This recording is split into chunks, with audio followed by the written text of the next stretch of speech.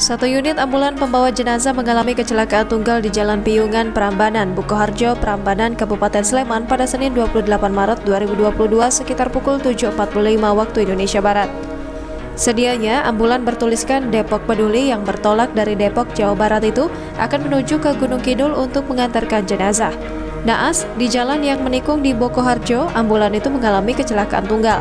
Akibatnya, sopir ambulans mengalami luka. Sementara dua orang lainnya yang merupakan pihak keluarga tidak mengalami luka. Jenazah dan keluarga kemudian langsung diantarkan ke rumah duka, sedangkan sopir dilarikan ke rumah sakit. Kanit Lantas Polsek Prambanan, Ibtu Sugiran mengatakan tidak ada bekas pengereman di lokasi kejadian. Hanya saja terdapat bekas ketika ban mobil masuk ke bahu jalan hingga masuk ke parit. Setelah itu, mobil kemudian sempat terbalik sebanyak 2 kali hingga akhirnya berhenti dalam posisi berlawanan arah di seberang bahu jalan. Bekasnya pun masih terlihat, semisal di bagian atap ambulan terdapat gesekan cukup dalam.